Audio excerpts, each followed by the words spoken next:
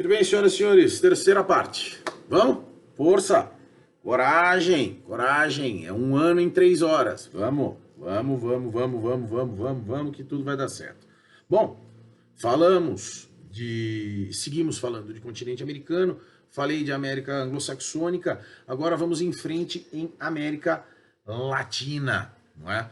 Bom, gente boa, o que dizer sobre a América Latina sem parecer chavão? Mas o fato é que a América Latina é uma espécie de contraponto dessa porção norte, a América anglo-saxônica no continente americano, né? É um subcontinente, vamos dizer assim, é uma região de contradições, grandes contradições, tá? Contradições políticas, contradições econômicas, contradições sociais imensas, tanto que o abismo social que separa os mais ricos dos mais pobres na América Latina é um dos mais profundos e mais largos do mundo, né? Mas o fato é que a gente precisa levar em consideração a construção histórica, né, da América Latina. Primeira coisa, fruto do processo de colonização, não é? Estabelecido pelas grandes navegações, a relação entre as metrópoles e as colônias, não é? Que, bem ou mal, marcam o cotidiano latino-americano até os dias de hoje e que interfere na vida das pessoas. Ainda que a vida na América Latina tenha melhorado de alguma forma, principalmente a partir do século XIX, ainda boa parte da sua população vive em condições precárias, não é? Sem acesso à saúde, moradia, educação, segurança, trabalho, o que impacta, óbvio, né, na vida de quem vive aqui. E essa é uma realidade que precisa ser observada com cuidado, com carinho, com calma, porque é onde nós vivemos, são as nossas referências tradicionais, culturais, de vida, enfim. Bom, a realidade é que a história do subcontinente latino-americano é marcada por golpes de Estado e ditaduras militares, muitas vezes patrocinadas pelos Estados Unidos, aquela doutrina Monroe, a política do Big Stick, a Operação Condor, outras que aconteceram ao longo do século XX, metade, né, da segunda metade do século XX, aqui na América Latina, não é? Ainda que o fato é que a década de 1980 marca os processos de redemocratização dos países latino-americanos, né? Então, a saída dos governos militares, a saída, a diminuição, vamos dizer assim, da interferência externa na política e na vida dos latino-americanos como um todo, claro, dá uma oxigenada na vida dessa porção do mundo, mas ainda assim é possível ver hoje, nos dias de hoje, como a estabilidade da América Latina e dos países da América Latina, principalmente a estabilidade política, econômica também, é claro, mas é muito frágil, é muito fragilizada. Quando de observarmos a realidade dos países como um todo, né? Ainda assim, a América Latina ela é muito corajosa e muito vanguardista no que diz respeito à busca e o reforço de uma identidade regional, de identidades locais, de processos de integração e colaboração, seja política, seja econômica, enfim, o que faz com que os países se aproximem, de alguma forma. Então, como disse no começo, a aproximação desses países visa uma uma reestruturação mais sólida, tá? Baseada em acordos econômicos, acordos políticos, ainda que dificultada por uma dependência dos países latino-americanos das economias externas, né? Principalmente dos Estados Unidos, também da União Europeia, enfim, existe, claro, uma grande influência, uma grande interferência. Ainda assim, não são esforços invalidados e nem são desnecessários e nem são desimportantes. Elas são necessárias justamente para a preservação e a sobrevivência dessa porção do mundo, né? Aqui, dessa porção latina do continente americano. Bom, falando de América Latina, também é importante a gente regionalizar, porque como ela é grandona, né? Ela é diferente da América anglo-saxônica, então dá para regionalizar a América Latina, graças a algumas características culturais, outros a características naturais da geografia, então vamos a elas rapidamente, né? A América Latina começa lá no norte, no México. Mas, professora, o México não faz parte da América do Norte? Faz. Faz, do ponto de vista geográfico, faz. Mas a sua realidade política, histórica, econômica, não se comunica, vamos dizer assim, com a da América anglo-saxônica. Então, é importante que a gente compreenda essa realidade. Né? Logo na sequência, a gente encontra a América Central, né? Aquela porção do Istmo, que pode ser dividida em insular e continental. Insular é a das ilhas, né? As ilhas do Caribe, e a continental, aquela que faz parte dessa porção contínua de terra que liga a América do Norte e a América do Sul. A América Andina, daqueles países que estão próximos à Cordilheira dos Andes, né? Que são afetados diretamente pela Cordilheira dos Andes, vamos dizer assim. Não que o conjunto da América Latina, mais especificamente da América do Sul, não seja, mas são países que estão ali na territorialidade da Cordilheira dos Andes. A América Platina, que são os países que estão à margem esquerda do Rio da Prata, Paraguai, Uruguai e Argentina, tá? A margem direita do Rio da Prata se encontra o Brasil, que é mais uma região propriamente dita, né? É possível categorizar o Brasil isoladamente como uma região da América Latina, por uma questão de colonização, é colonização portuguesa, diferente dos outros países, maciçamente dos outros países da América Latina, principalmente da América do Sul, que foram exclusivamente, foram maciçamente colonizados pela Espanha, e também a região das Guianas, ali no norte do Brasil, também próximo do Caribe. Então vamos tentar fazer um desenho mais próximo de cada um desses lugares, né? Importante falar do México. O México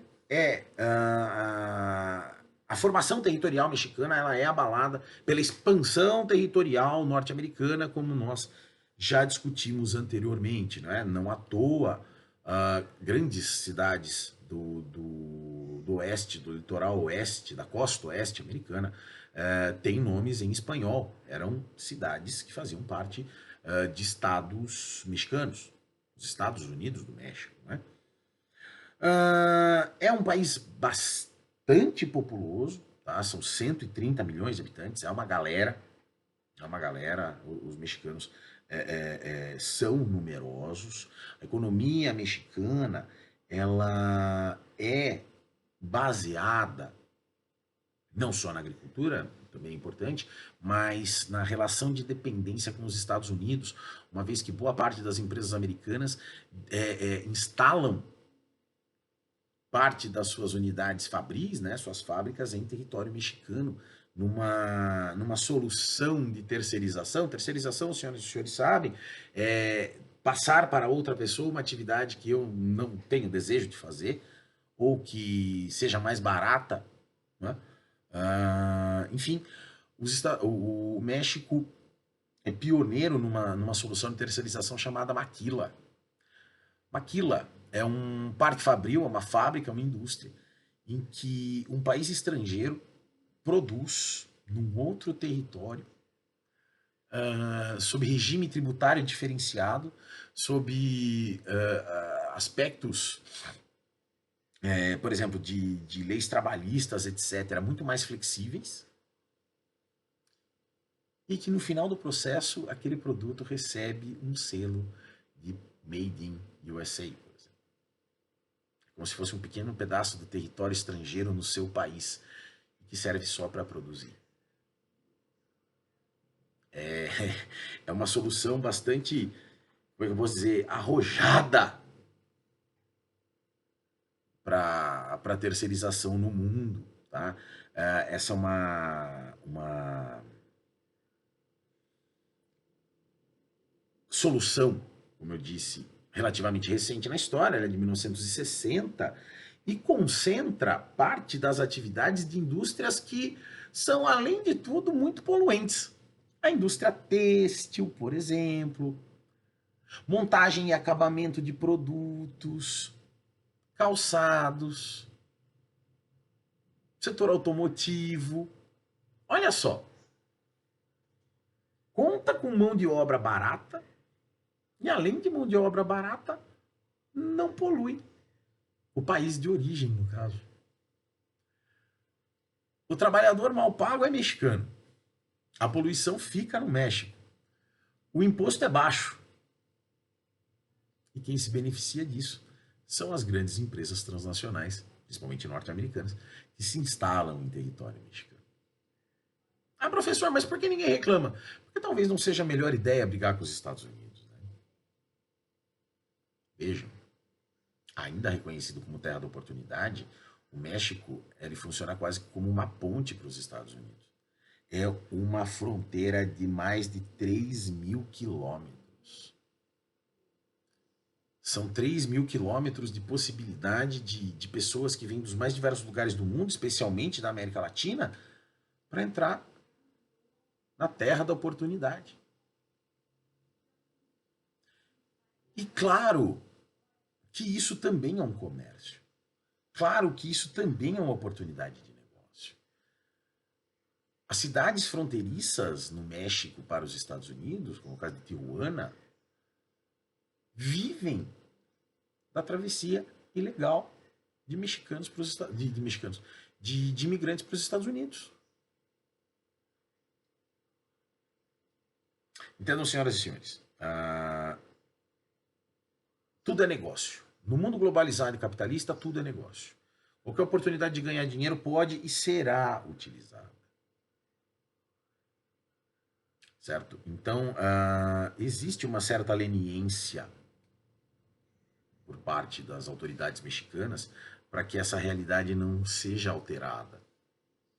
Se for muito dificultada a travessia do México para os Estados Unidos, e daí? Quem vai movimentar uma parte da economia do país, do norte do país especificamente, se não esses imigrantes ilegais? De novo, não estou propondo nenhum julgamento de certo ou de errado. Estou trazendo para vocês uma análise de fato. Da mesma forma, senhoras e senhores, que o narcotráfico é uma das atividades mais lucrativas do México. E esse narcotráfico fornece para onde? Para o grande vizinho do norte. Um bom quinhão, um bom pedaço das atividades ilegais desenvolvidas no México tem como destino os Estados Unidos. Entendam, senhoras e senhores. Como disse anteriormente, repito, para o capitalismo, negócio é negócio. Uma forma de ganhar dinheiro é só uma forma de ganhar dinheiro, nem mais, nem menos. Não há um julgamento de valores éticos, morais, de nenhuma natureza. Negócio é negócio. Então é importante entender que essa relação de dependência do México para com os Estados Unidos é o que também refreia o desenvolvimento do país. Afinal de contas, se eu tenho estabelecido aqui uma boa relação com o meu vizinho do norte, que é um baita consumidor de tudo que eu faço, principalmente porque ele produz os seus produtos aqui na minha terra. Se eu funciono como rota de passagem para a conquista desse sonho americano, a terra da oportunidade, eu creio que as senhoras e os senhores vão de concordar comigo que a dependência do México se dá também pela desigualdade, o desequilíbrio dessa balança.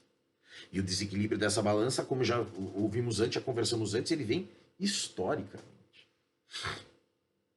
Não é uma realidade deste momento histórico, exclusivamente. Não à toa, o último governo dos Estados Unidos, o governo Donald Trump, pretendia construir um muro de 3.000 quilômetros na fronteira entre os Estados Unidos e o México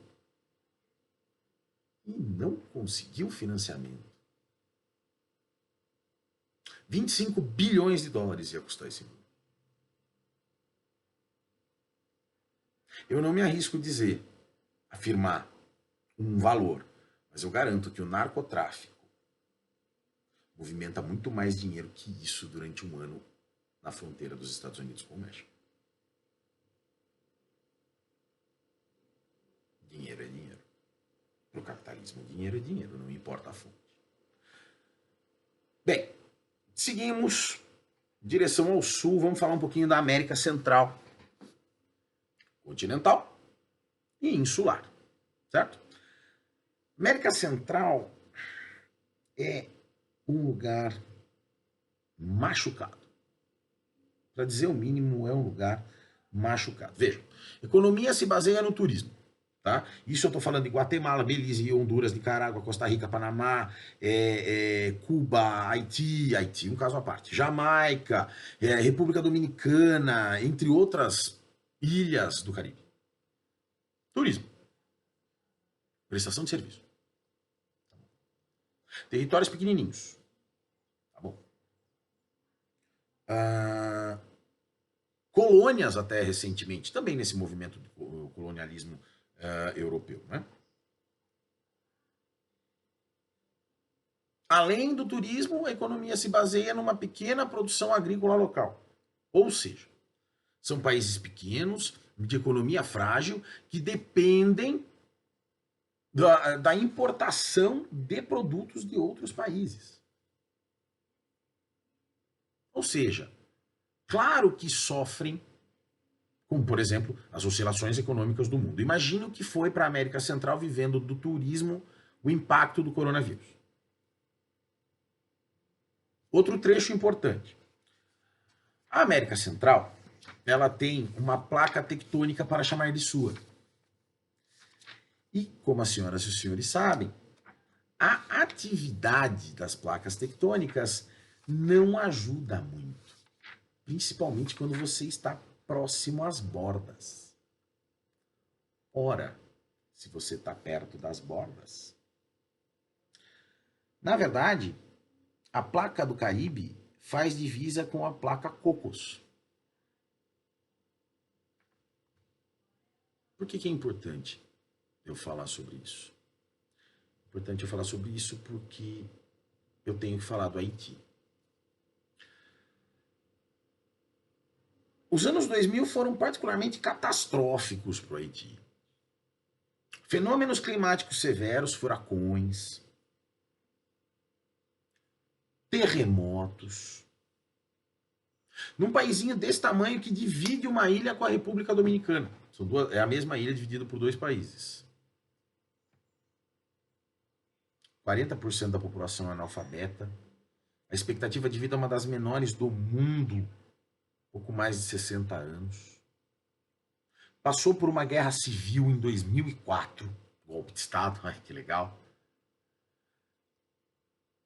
Ocorre que o Haiti ele é um marco histórico do continente americano porque foi o primeiro país a decretar a independência da França.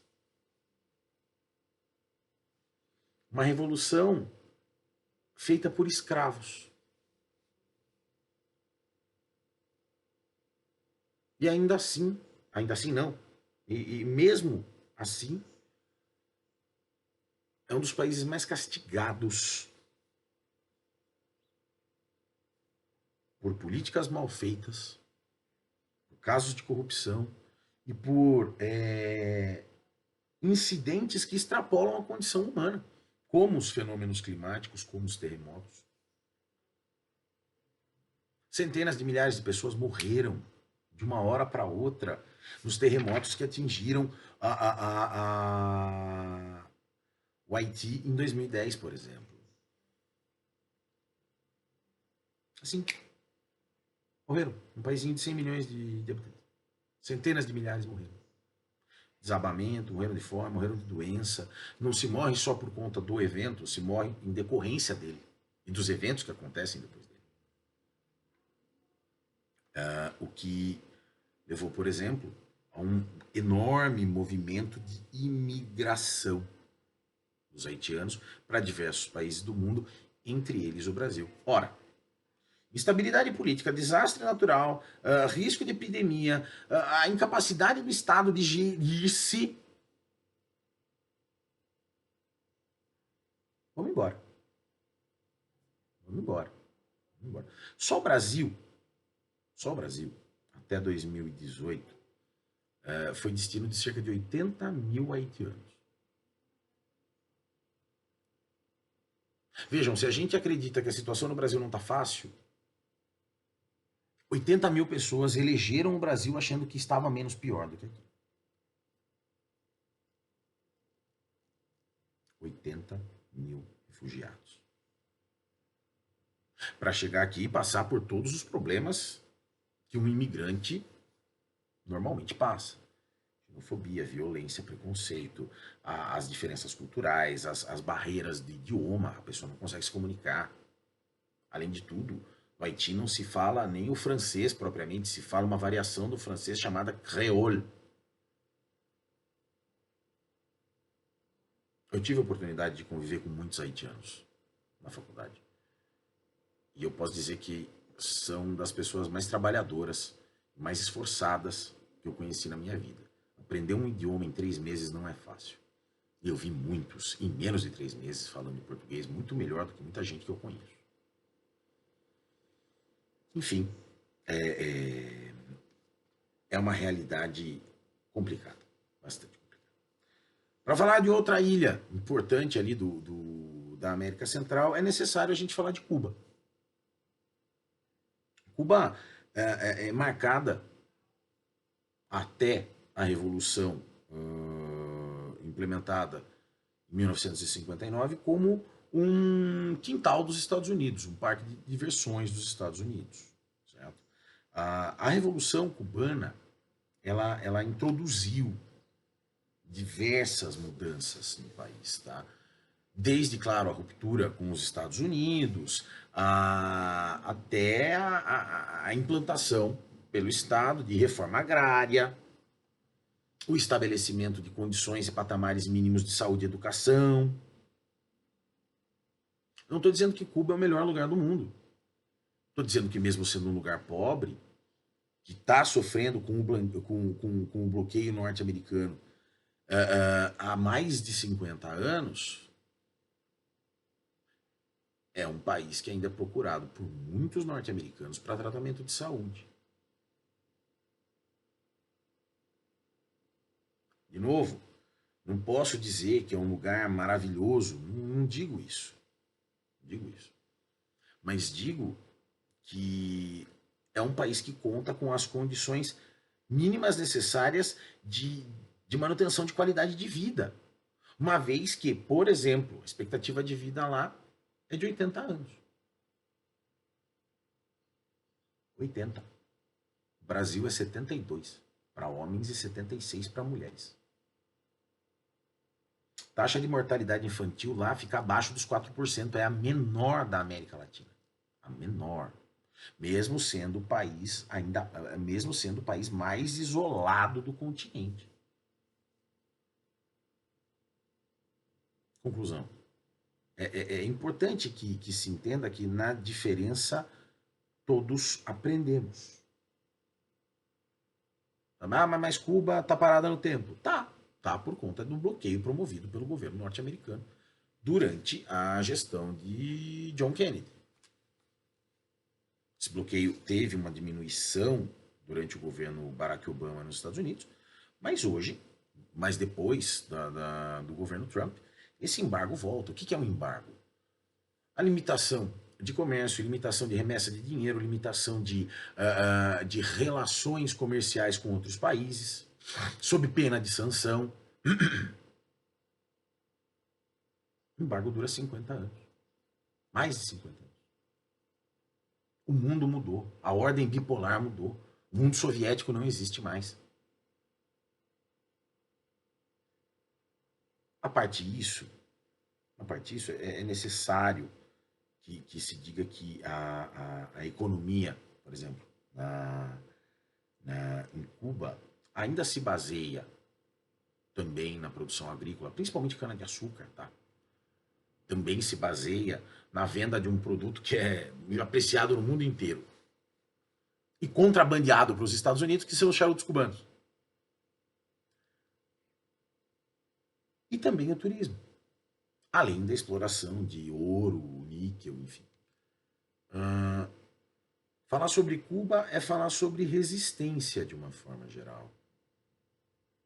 Sem entrar em grandes detalhes, mas entender que uma pequena ilha a 160 quilômetros da costa da Flórida, Key West especificamente, sobrevive há meio século ao embargo do país mais importante do mundo, da economia mais importante do mundo, do país mais militarmente capaz do mundo, é algo que merece destaque.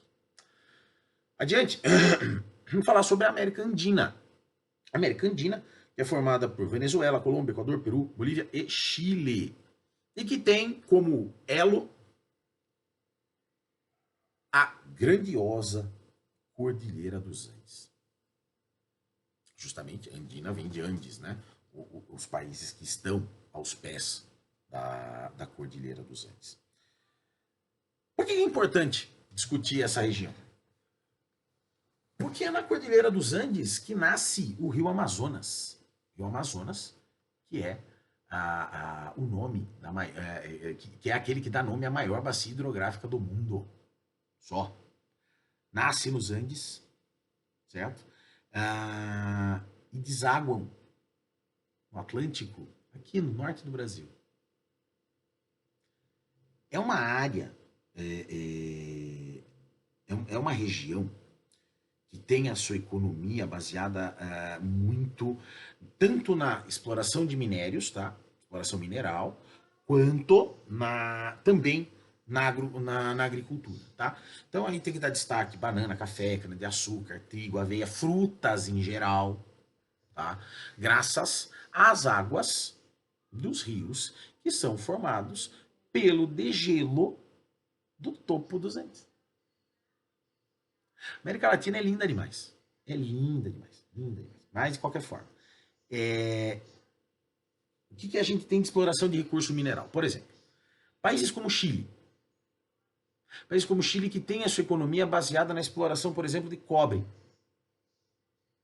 Boa parte desse cobre é explorado graças à estrutura geológica aos pés dos Andes. Então, você tem ali uma concentração de cidades, de pessoas, de atividades urbanas, de uma forma geral, próximas às jazidas de exploração mineral. E claro, não é só cobre, tem cobre, estanho, prata, gás natural, petróleo, enfim. Existe a Bolívia, por exemplo, que é a pioneira, a mais importante exploradora de lítio do mundo. Mas que é lítio mesmo? Lítio é dentro das pilhas e baterias que a gente usa. Quem não usa a pilha que atire a primeira pedra. Nos computadores, nos celulares, nos controles remotos, enfim. Quem vive hoje sem uma pilha? Ou uma bateria? Quer que seja. Então, a exploração de recursos minerais, de uma forma geral, da América Latina, é muito importante. Da mesma forma que a exploração da desculpem, do agronegócio. Então, existe, percebam, é uma outra variável que aproxima os lugares. Uma outra variável que traz, desculpem, semelhanças e similaridades entre os lugares, mesmo que sejam profundamente diferentes entre si. Bom, vamos falar um pouquinho detalhadamente de cada lugar. Desculpem. Bolívia. Bolívia é um país difícil de lidar também. Por que eu estou dizendo difícil de lidar? Porque historicamente tem um conflito com o Chile que se arrasta há mais de 100 anos. Assim como o Paraguai, a Bolívia são os dois únicos países, né, Bolívia e Paraguai, que não tem saída para o mar na América Latina. A saída para o mar no Paraguai foi retirada, entre aspas, né, durante a Guerra do Paraguai. E a saída para o mar da Bolívia teria sido acertada com o Chile através do porto de Antofagasta. Questão que se arrasta há mais de 100 anos, uma questão diplomática séria, que não tem solução. Sugiro que vocês, caso queiram, né, pesquisem sobre esse tema, que é muito interessante, porque é uma questão diplomática que realmente se arrasta há mais de 100 anos. Vai ter, não vai ter, vai ter, não vai ter, não vai ter, não vai ter. Enfim. A Bolívia é um país rico, principalmente em combustíveis. Tem enormes jazidas de petróleo, principalmente gás natural. Gás natural esse que é vendido aqui para o Brasil. Inclusive, o gasoduto que liga a Bolívia, ali perto do Mato Grosso, até o Rio Grande do Sul, passando por Mato Grosso do Sul, São Paulo, Paraná, Santa Catarina, até chegar lá no sul do Brasil. A nossa economia tem conexões com a economia boliviana. Chile está encravado na Cordilheira dos Andes. Tá?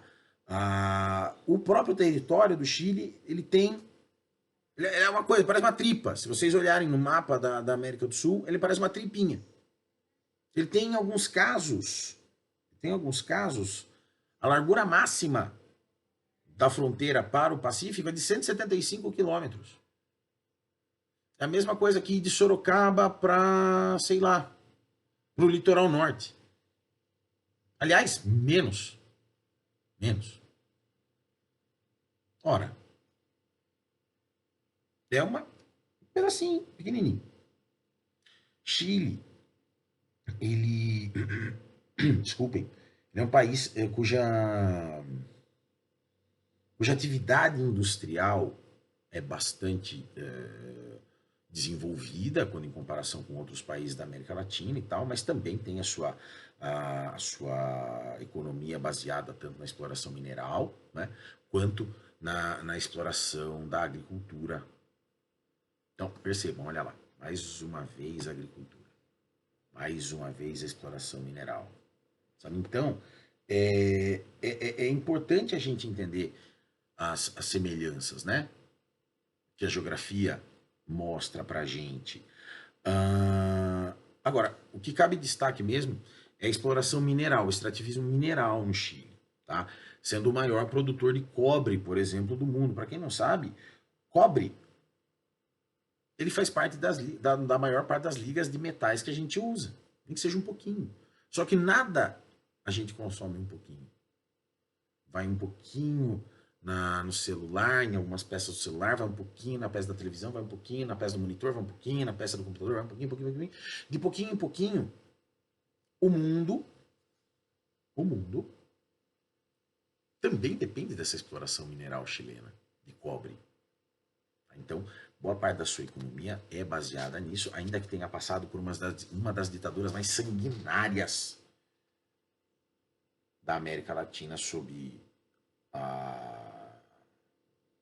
liderança, não sei se esse é o melhor termo, do general Augusto Pinochet, que depois o presidente eleito Salvador Allende e controlou com mão de ferro esse nosso país irmão aqui da América Latina. Bom, adiante, Colômbia. Colômbia tem um aspecto interessante a Colômbia. 2/3 do território da Colômbia estão na floresta amazônica. Ou seja, existe uma dificuldade de ocupação, vamos dizer assim, bastante difícil. Uma vez que a floresta amazônica faz divisa com a Cordilheira dos Andes. Está colada. Então, ocupação urbana na Colômbia não é brincadeira. Não é brincadeira. Bom, o que marca a geografia da Colômbia? Economicamente, é o segundo maior, se não me engano, o segundo maior exportador de café do mundo. Tá? Também tem o extrativismo como um aspecto importante da sua economia. Não é? E impossível não discutir Colômbia sem falar do narcotráfico. Impossível falar disso. E das implicações políticas que existem entre nesse conflito do Estado com o narcotráfico. Né? Ainda que em 2016 tenha sido assinado, desculpem, um acordo de paz entre os narcotraficantes, né, os narcoguerrilheiros e o governo colombiano de trégua, tá? Mas essa é uma discussão complicada, porque o que se chamam de narcoguerrilheiros às vezes se confunde com o que eram os membros das Forças Armadas Revolucionárias da Colômbia, que era um grupo armado que tinha como intenção combater, em teoria, as desigualdades sociais, as desigualdades políticas, econômicas, enfim, que existiam na Colômbia, olha só, durante a segunda metade do século XX. Ou seja, sob forte influência dos Estados Unidos, influência norte-americana que existe até hoje na Colômbia. Sendo que é possível dizer que a Colômbia seja um país com com as relações políticas, mas com certeza de segurança mais próximas com os Estados Unidos aqui no subcontinente sul-americano. Tá? Então, é importante ficar atento a essas características. Bom, seguimos adiante falando da Venezuela.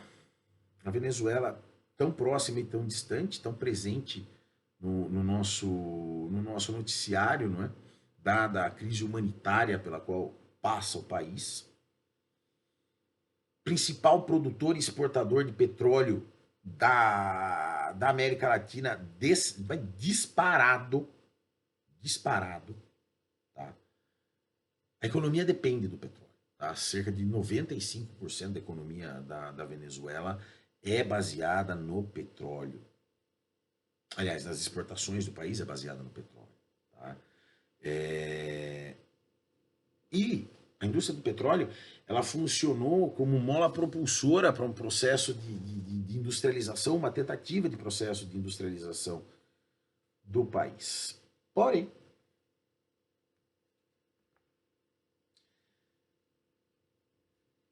o governo venezuelano passa por situações delicadas e de conflito já há bastante tempo.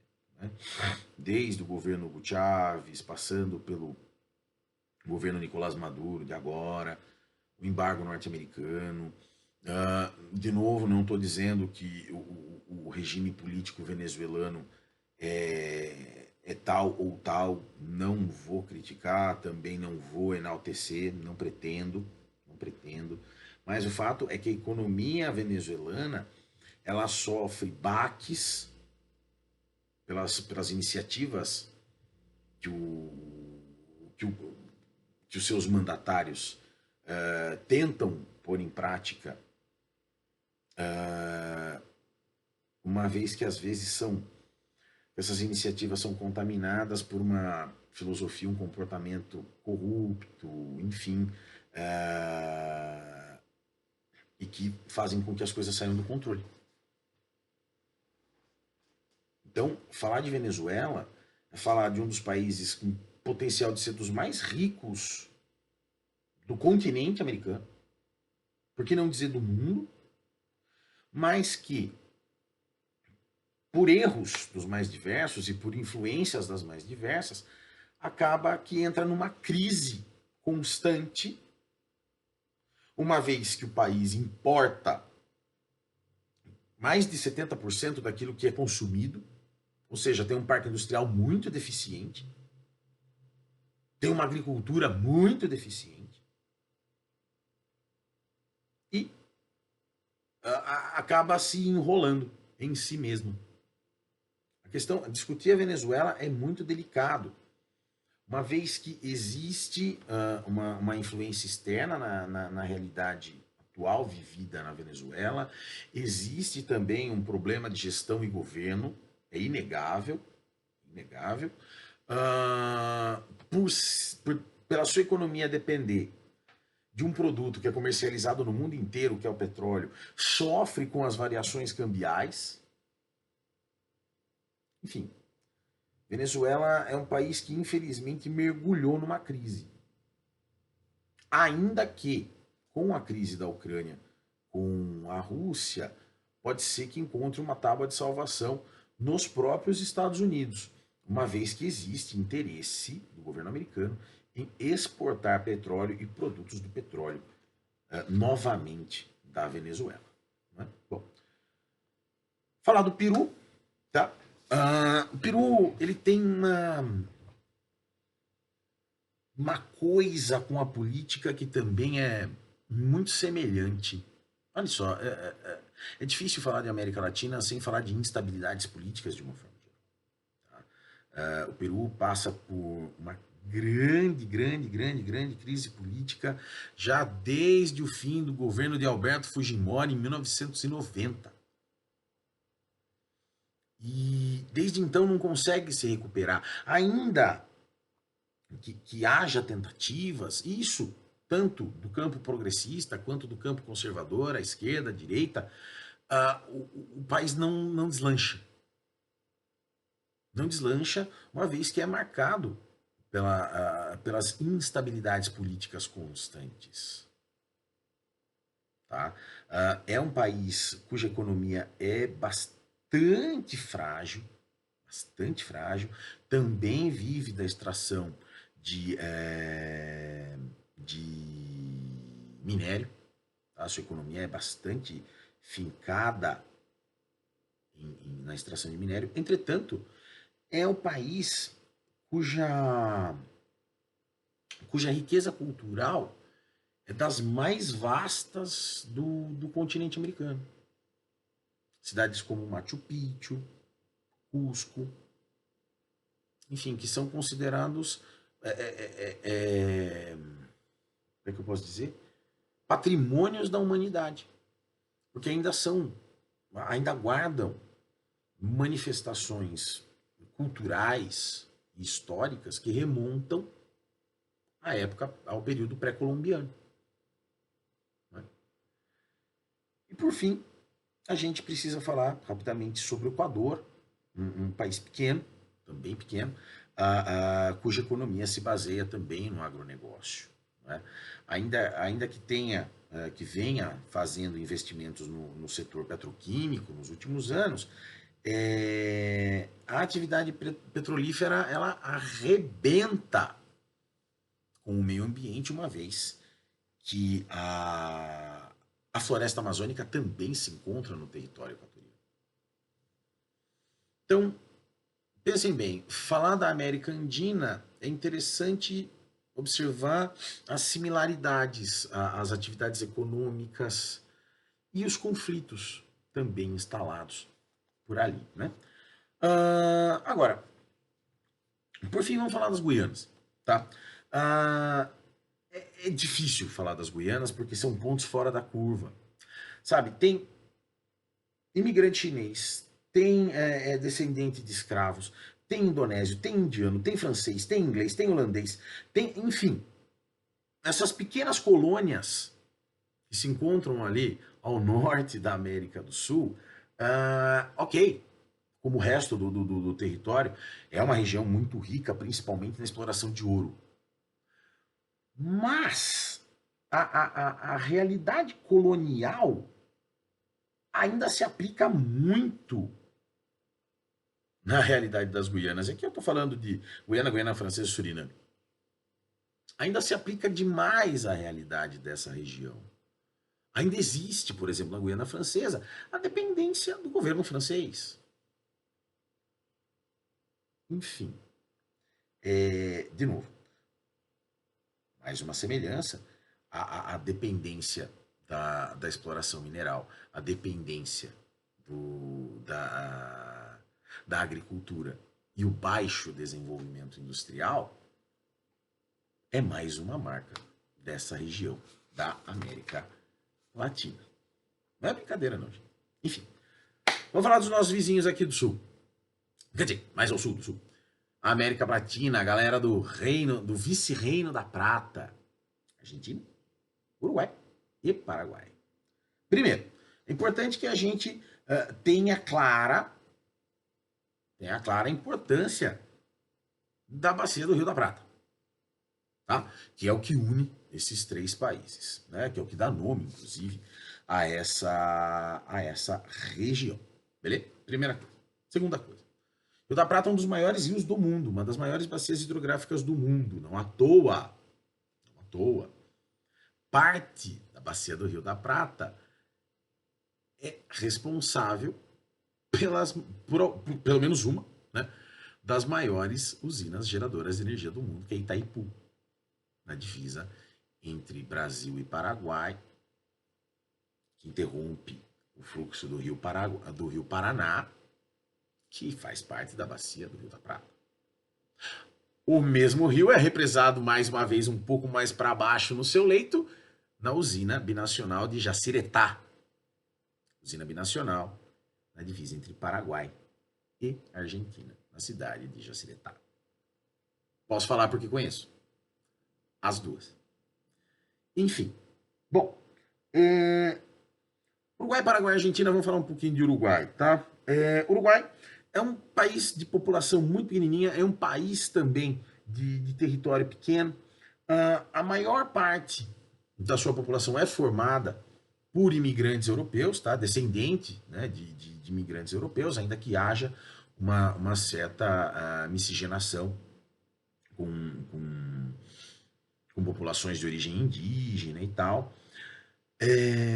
E é um dos países mais bem desenvolvidos e mais bem resolvidos politicamente, economicamente, do continente. Tá? É um país que, tudo bem, tem a sua economia também baseada na agricultura, também baseado na pecuária. Existe um certo desenvolvimento industrial, existe um certo desenvolvimento industrial, ainda que boa parte daquilo que é consumido internamente no Uruguai seja importado, principalmente recursos energéticos. Estou falando de petróleo, gás natural, recursos minerais, de uma forma geral. Tem uma grande presença de turismo, tá? Boa parte da economia uruguaia é baseada em turismo, mas tem como principal ponto de inflexão uma saudável troca de pontos de influência de poder político entre direita e esquerda. É o que se pode dizer um dos países, se não um dos mais progressistas do continente. Com políticas específicas sobre consumo de drogas, políticas específicas sobre aborto, discute-se eutanásia, enfim, uma relação equilibrada entre direita e esquerda, entre liberais e conservadores. País pequenininho aqui, na divisa do Brasil. E muito bonito, por sinal. Gostei muito de lá, quando visitei. Paraguai.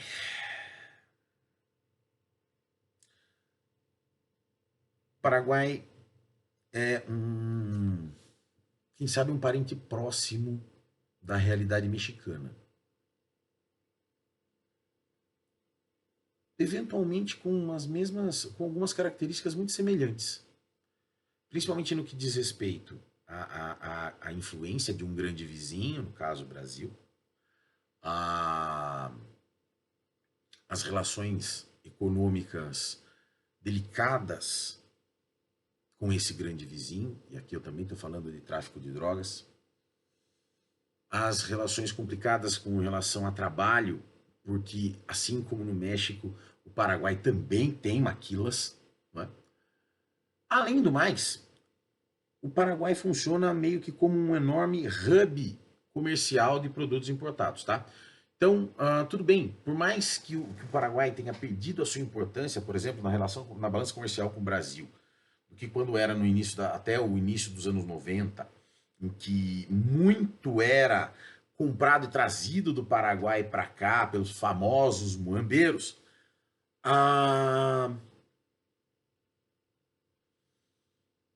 ainda existe essa troca. Mas a dependência paraguaia da economia brasileira ainda é profunda. Inclusive no agronegócio, uma vez que é maciça a presença dos chamados brasiguaios, produtores brasileiros que compram terras no Paraguai, porque lá é permitido, o estrangeiro comprar terra, produzem lá, vendem, exportam e escoam pelo Brasil. Então é uma economia bastante frágil, do ponto de vista principalmente do comércio internacional. Tá? Então é bom estar atento. Por fim, nosso vizinhão aqui, Argentina.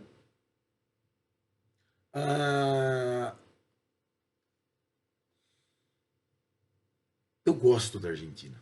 Particularmente eu gosto da Argentina. É importante dizer que mesmo que seja também um país compridão, não tem tanta variedade climática como tem o Brasil, né?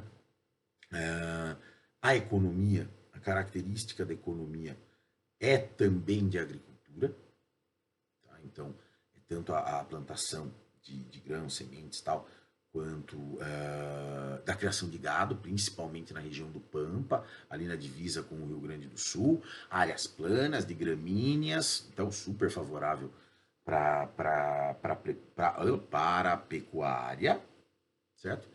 E também um outro país cuja política é marcada pela por realidades distintas, né? Primeiro falar do peronismo, na, idealizado e montado na figura do presidente Perón, um movimento político que não é nem de esquerda nem de direita, é peronista, nas palavras dos próprios peronistas, mas também mais do que sangrentas ditaduras que atravessaram a Argentina, os voos da morte promovidos pela Escola da Armada, enfim, de uma forma geral, falar de América Latina é falar do impacto das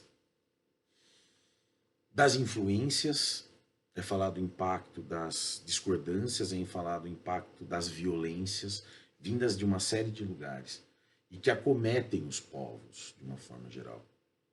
Brasileiros, andinos, uruguaios, paraguaios, tal.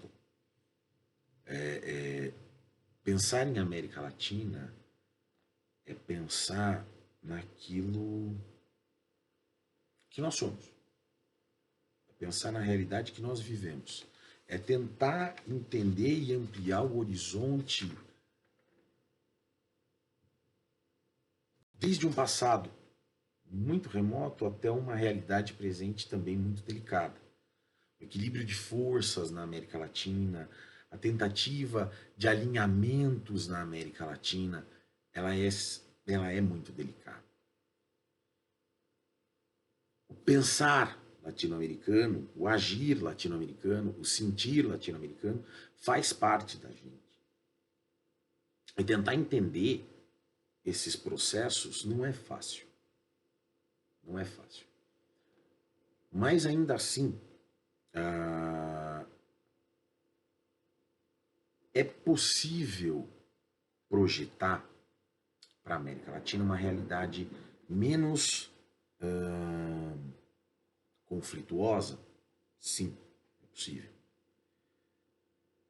Desde que se consiga entender as semelhanças entre esses povos e respeitar-se as diferenças desses povos.